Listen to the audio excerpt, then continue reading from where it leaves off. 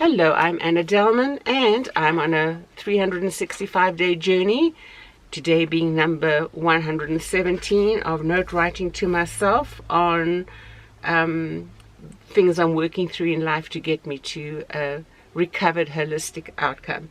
Today my note is a word picture of grief, and this follows on after yesterday when I looked at grief and or sadness. I had been thinking about sharing it for a few days, this topic, because I am working on the worship of grief. And when you understand your grief, depending on how it is caused, that your grief is in line with what would grieve God, that you are right to have those grievous responses to what occurred in a situation. And that's when your grief is not selfish, it's not indulgent, it is worshipful, it is the right response to a horrible event in people, places, or things. However, day 117, and I wanted to have a look at a word picture of grief. My grief and the way I express it and the way I show my grief is very different to what you would, or the way you would is different to your family member or your neighbor. My grief is quiet. It is the requirement of solitude and aloneness. It's not out of pride. It is not out of needing to shut others out. I understand God is sovereign. I need the quietness to acknowledge Him and see His presence in it, through it, out of it. I'm going to be writing about that in a book I'm working on, and how God is in our grief when we are and have experienced bad church situations, and when we call it as He calls it, it is a good and worshipful thing. However, the word picture on grief. Now, as I said, that everybody works through grief differently. So I took a look at the word grieve and grieved in the Hebrew and the Greek of the Bible, and the way the word is used in different settings, in different contexts throughout the Bible. The word can be understood as follows.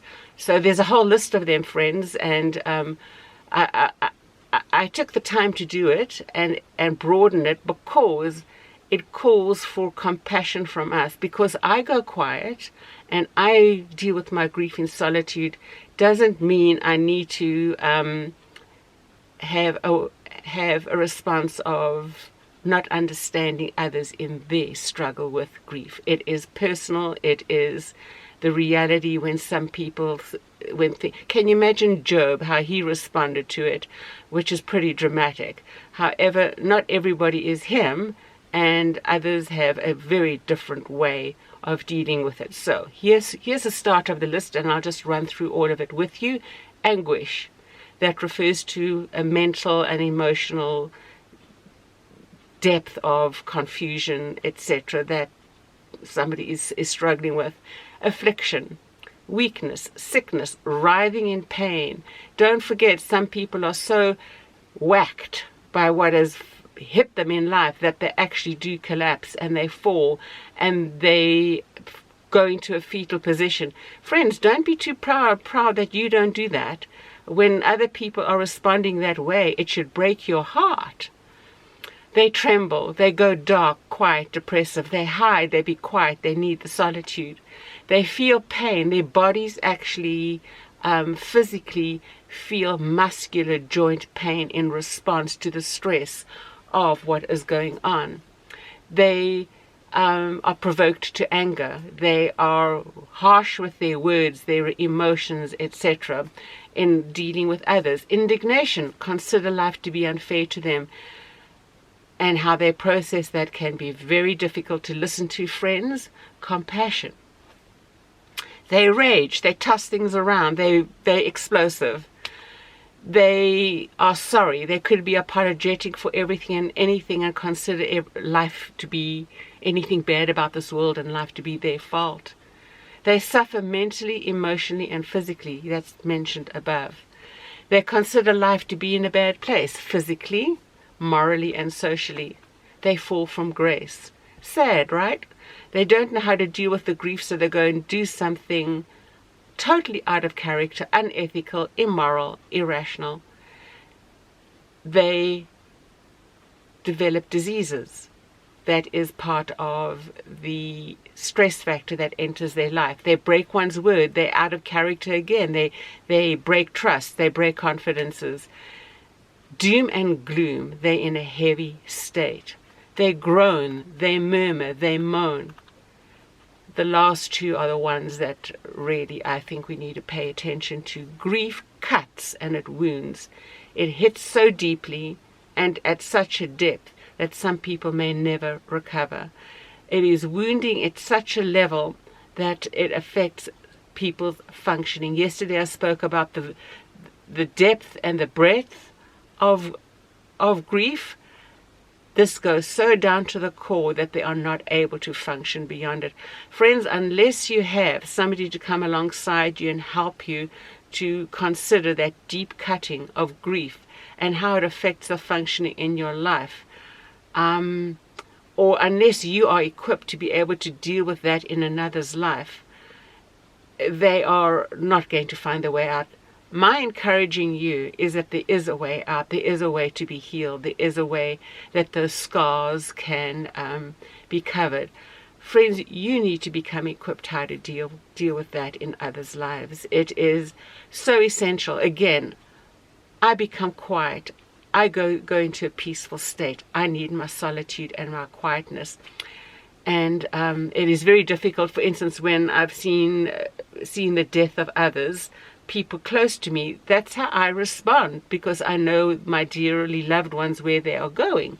However, not everybody has the same faith as me, and they respond in anguish, mental, emotional anguish, and depression. I have seen that, and it's difficult to see. Also, we need to be realistic. Sometimes we will want to share the peace we have with others, and they don't want it. They want to wallow in their struggle, and I'm using the word wallow there not in a derogatory sense.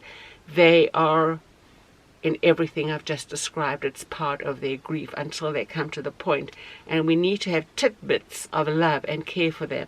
So how do we respond to that, friends? To those wounded and bleeding people in their grief, we need to wrap them in love. Now, some people don't want that. They want, as I said, to wallow until that they can deal with it, until they can function and get some clarity.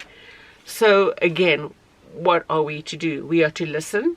We are to listen. We are to listen and listen and then listen some more. And then whatever is needed in the situation, we are to love. We are to love. We are to love. Whatever that is related for that person in their predicament. And carry them until they grasp what is real. Carry until their heart can sing and they can glory, glory, and glory in their grief. Now, I'm not pretending that that's an easy transition for them to make, or for you to encourage them in their grief.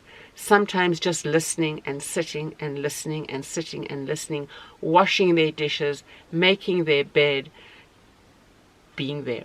That's sometimes the greatest gift of care we can give somebody in grief. Now, if you wanted to do that with me, you wanted to come and sit and take care of my life, I wouldn't welcome that you'd be in my way. And I'm not being prideful. It's just I need the solitude to be one with my God in those moments of deep anguish in my life, because I don't go to those depths. He lifts me up.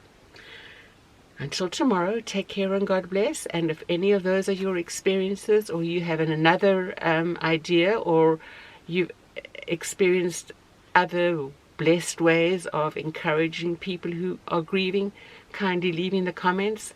I can learn too. Everything I've discussed is not the perfection of the way it should be done. There are many other ways too. Until tomorrow, take care and God bless, and we will talk again.